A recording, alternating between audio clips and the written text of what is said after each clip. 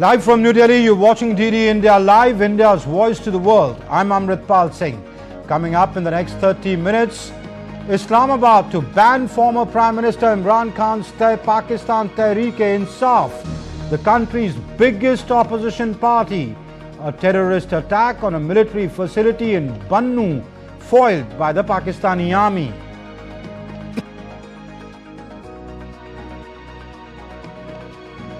Former US President Donald Trump arrives in Milwaukee, Wisconsin for a 4-day Republican National Convention after assassination attempt. Joe Biden and Trump call for unity. Elections underway in Rwanda to elect the country's next president. Incumbent Paul Kagame widely expected to win his 4th term. Provisional results expected by July 20th.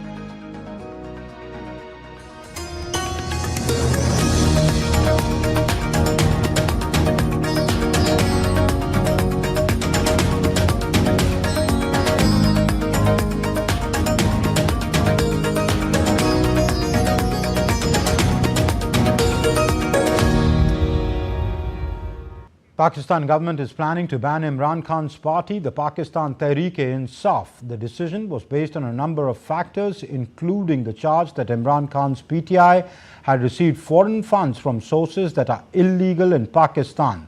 The party's leadership is also accused of involving in rioting. PTI candidates contested the February 8th election as independents after it was barred from the polls. Khan came to power in 2018 and was ousted in 2022 after falling out with Pakistan's powerful military. Keeping in view all the evidence and other things, the federal government will move on to ban PTI. We are going to ban Tehreek-e-Insaf. In another development in Pakistan, security forces on Monday foiled a terrorist attack in Bannu cantonment. The terrorists attempted to enter the cantonment by detonating an explosive-laden vehicle on the road between the outer wall of the Bannu camp and supply depot in northwest Pakistan. As per reports, Special Service Group is operating at the scene as firing is still on. Roads surrounding the facility were littered with fragments of glass from shattered windows of several nearby buildings that were impacted by the explosion. Former US President Donald Trump will officially become the GOP or the Grand Old Party's nominee for president at this week's Republican National Convention, days after surviving an assassination attempt. The 4-day event kicks off on Monday, just 2 days after a gunman opened fire at a Trump rally in Pennsylvania, grazing Trump's ear. The convention will feature televised speeches by rising Republican stars and Trump's choice for yet to be announced vice presidential running mate, while highlighting the party's stance on such topics as abortion, immigration and the economy. About 2,400 delegates from around the country will come together to officially nominate Trump during a roll call vote on Monday.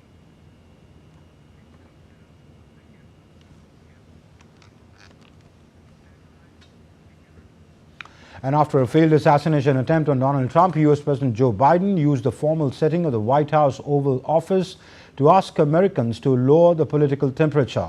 In the statement, Biden called on Americans to take a step back and cool down the political rhetoric. Meanwhile, the failed assassination attempt on Trump in Pennsylvania didn't come as a surprise, looking at the history of the United States. However, what is interesting to note is the tone of the campaigning a day after the incident. More in this report.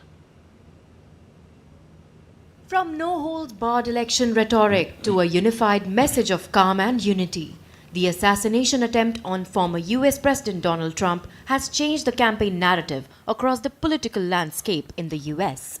US President Joe Biden's re-election campaign has appended its strategy after the assassination attempt on Republican rival Donald Trump, calling off verbal attacks on the former president to focus instead on a message of unity.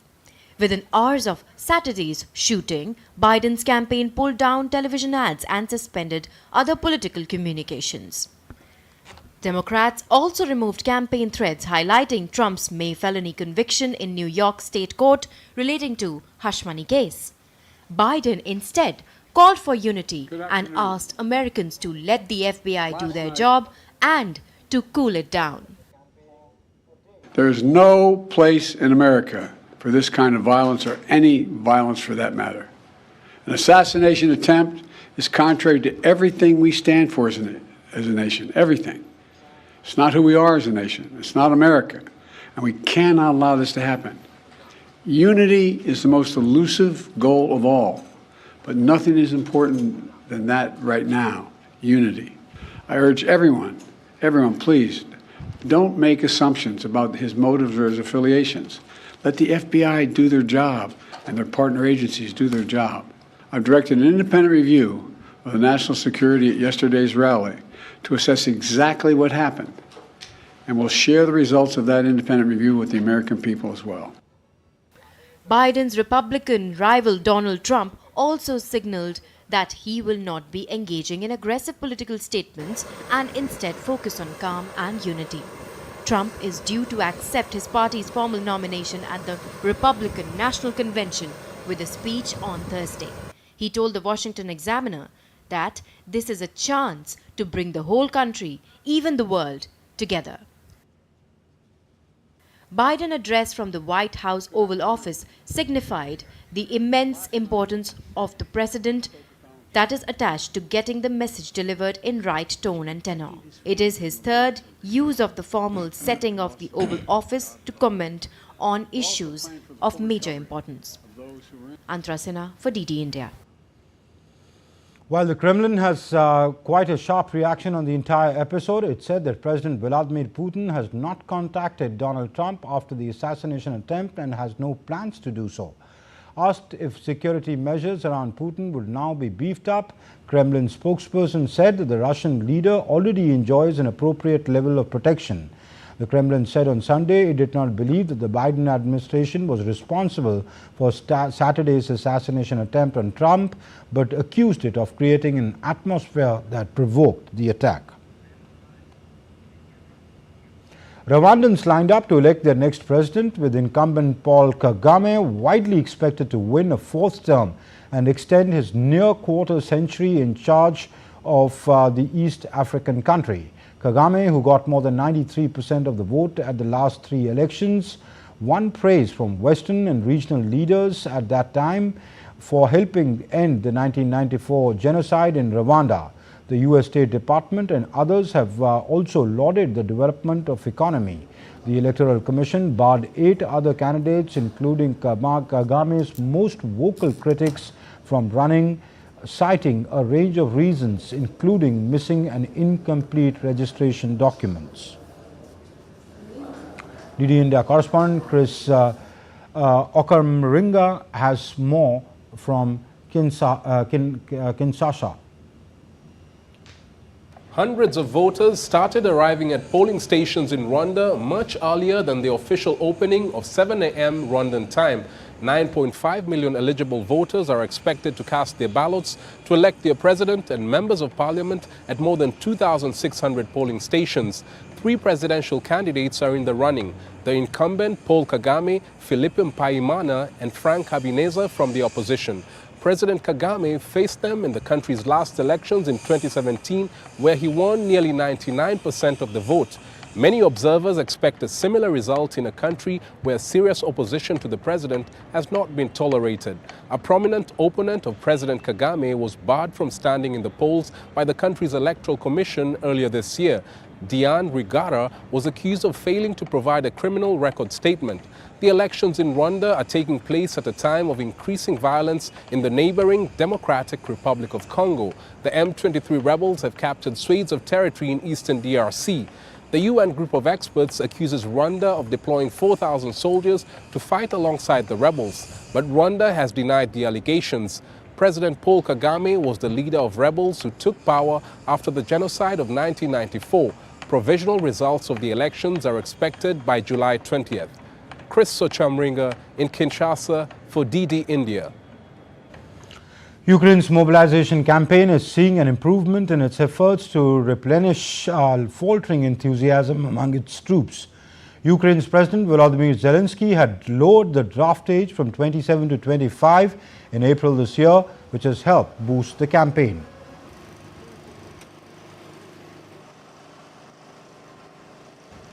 Regenerating troop manpower remains one of Kyiv's central battlefield challenges, as reports of draft corruption has also upset the public. Russia, meanwhile, is recruiting around 30,000 troops per month in its efforts.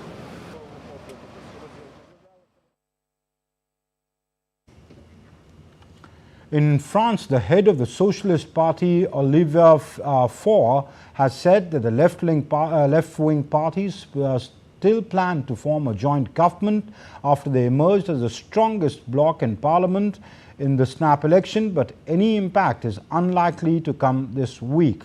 The New Popular Front, or the NPF, a hastily assembled alliance ranging from socialists and Greeks to the Communist Party and the hard left, Eurosceptics, Unbowed France, won the parliamentary election earlier this month but fell well short of a majority. Faure's comments come after a week of fruitless talks within the bloc marked a shift in tone. Following the surprise election win on July 7th, Faure and other leaders said that they were prepared to form a government and would come up with a name for their prime minister's seat within days. However, no progress has been made since then. Economic data released on Monday showed China's economy slowed in the second quarter. China's National Bureau of Statistics said that the country's second quarter GDP rose by 4.7. That's the slowest since the first quarter of 2023. It was also down from 5.3 in expansion in previous quarter. A protracted property downturn and job high insecurity weighed on the domestic demand and keeping alive expectations. Beijing will need to unleash more stimulus. The figures come as Beijing seeks to shore up economic confidence at a highly anticipated third plenum, a key leadership in meeting that starts Monday. Although conflicting requirements such as boosting growth and cutting debt complicate those plans.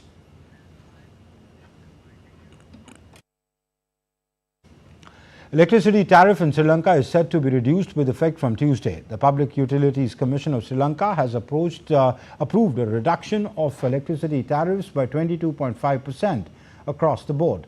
The tariffs have been reduced by 25% for consumers who consume less than 30 units of the electricity in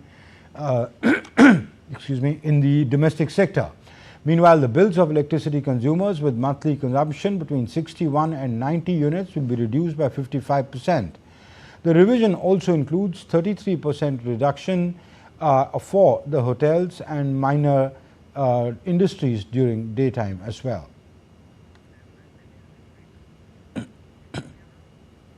At least 5 persons were killed and 20 others injured as a car bomb exploded outside a restaurant in Somalia's capital Mogadishu on Saturday night. The cafe was packed with people watching the final of the Euro Cup 2024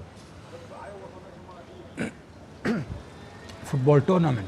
The bomb, the bomb destroyed 10 cars and damaged several buildings nearby. Al-Shabaab militants claimed responsibility for the attack.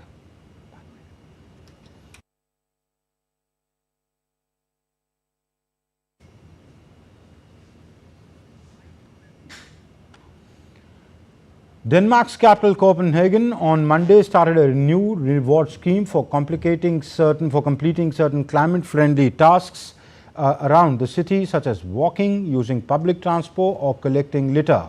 The innovative initiative aims to reduce the city's carbon footprint by offering visitors incentives from food to drinks to kayak rentals. The Danish capital's tourists organization said that the pilot scheme could be known as Copenpay, though would last 4 weeks.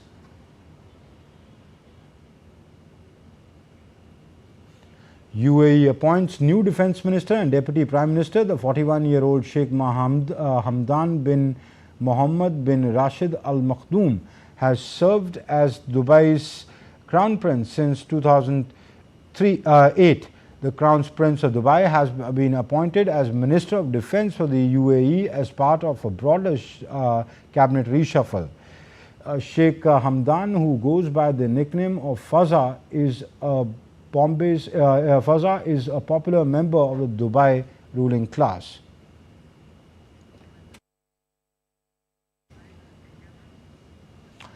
And still to come on DD India Live, Estonian Prime Minister Kaja Kallas submits a resignation to take up a new job as EU's foreign policy chief.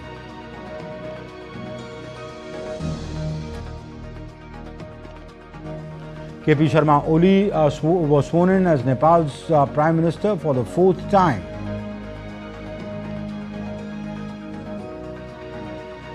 London stocks slip as lower commodity prices and political uncertainty in the US weighed on risk appetite.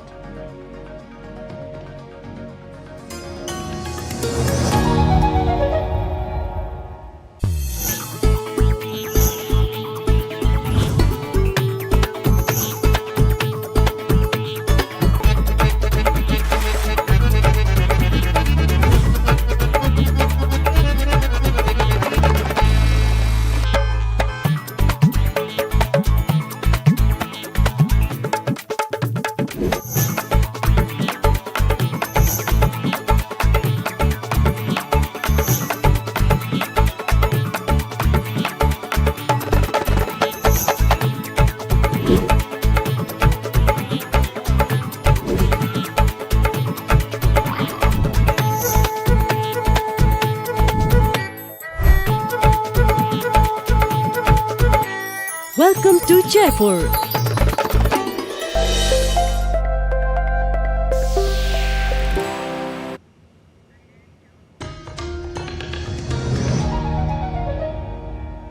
You're watching DD India Live. I'm Amritpal Singh. The navies of China and Russia are holding a joint exercise in the South China Sea and a joint maritime patrol in the Pacific Ocean on Sunday. They are aimed at enhancing military cooperation and safeguarding peace and stability. The Chinese and Russian naval fleets are conducting exercises in the sea and airspace near Zhejiang, including anchorage defense, joint reconnaissance and early warning, search and rescue, anti-submarine, anti-missile operations and air defense, and trainings on actual use of weapons. The joint drill and patrol show a wide spectrum of China-Russia naval cooperation, as the two countries can send as many warships to different waters simultaneously. It is expected to last until mid-July.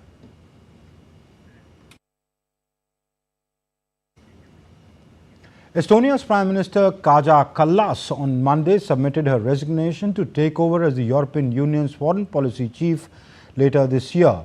Kallas was Estonia's first female Prime Minister, a staunch supporter of Ukraine. Kallas is succeeding Spain's Joseph Borrell. Under her guidance and leadership, the small Baltic people of 4 million became one of the biggest donors of military aid to Ukraine on a per capita basis. Kallas will remain as Estonia's caretaker Prime Minister unless the next government is formed by this year. Meanwhile, Kallas' Reform Party has tapped Climate Minister Kristen Michael to become the next Prime Minister.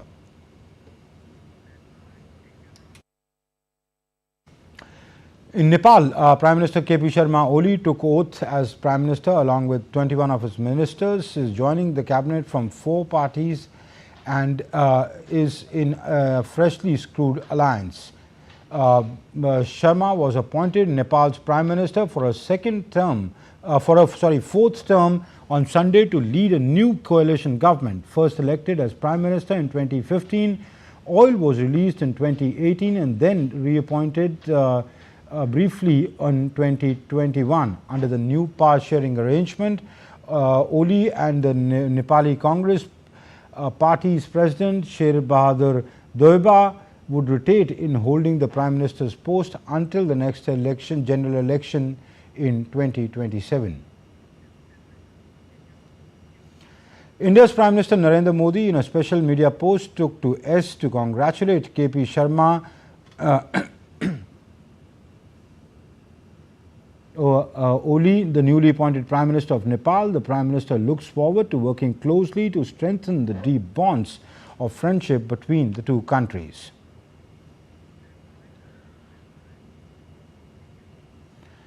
Nepal police has said that there is no hope of survivors in the bus accident, as reports suggest that 55 people are still missing. Rescue guards resumed their operations off the site of Friday's incident, about 86 kilometers west of central Kathmandu, after a landslide swept the buses into a into the river, swollen due to heavy rain. Despite their efforts, rough terrain and high water levels have severely hampered progress and made it difficult. However, officials have said that the operation is Trishuli River, based on Trishuli River, will continue till the buses are located. London stocks slipped on Monday, impacted by falling commodity prices and political uncertainty in the United States, which dampened investor risk appetite. Burberry plummeted to a 14-year low, and after cancelling its divided payment, the FTSE's 100 also blue chipped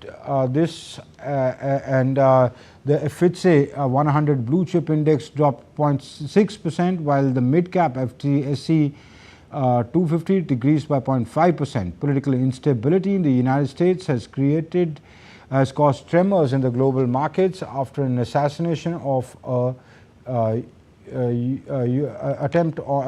attempt on a presidential candidate. Donald Trump on Saturday bolstered the Republicans' odds of winning. As India celebrates 25 years of victory in Kargil war against Pakistan, the sacrifice of martyrs continues to inspire the country. DD India correspondent Vishal Baristo spoke with the parents of Captain Vijayan Thapar on the silver jubilee of the victory. I have no regrets. In fact, if I become human again, I will join the army and fight for my nation. These are the last words of Captain Vijayan Thapar. I have with me his father, Colonel Thapar. Let's talk to him as India celebrates 25 years of Kargil Vijay Diwas. I react very proudly to the words of my son, and that is why you see that photo there. That is by the ADG PI repeating those same words.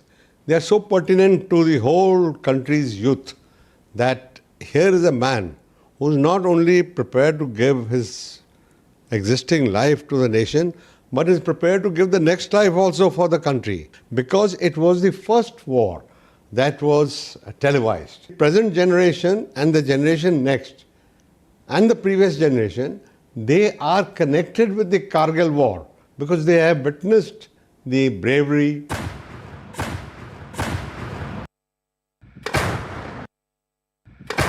Now let's talk to the mother also. I feel very proud that my son has done everything possible for his country. In the battlefield, holding a rifle in his hand, in front he is facing the enemy, and after accomplishing his task, one bullet comes from the other side which hits his head, which really hits into his head, and he falls in the hands of his comrade. Indeed, our hero's departure with cameraman Kumar Datta and Jagdev in Delhi. This is Vishal Baristo for DD India. Argentina clinched the second consecutive Copa American title despite seeing Lionel Messi being substituted off in the second half on Monday. Substitute striker Lautaro Martinez opened the scoring for Argentina in the 12th minute. Martinez's strike proved enough as Argentina clinched the deal with 1-0 after neither of the items managed to find a goal in 90 minutes. The two sides went into extended time. In the second time, in the second half, Lionel Messi had to be substituted after sustaining an ankle injury.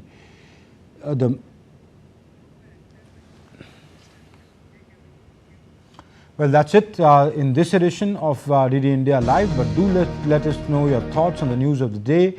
Those of you who go on to get our app, the latest news on updates from India and across the world on DD India mobile app. The app is available on both Android and iOS platforms. Scan the QR code to be downloaded now. And we'll be back with more news as it breaks here on DD India. I'm Amrit Pal Singh from my entire team here in Delhi. Thank you for watching.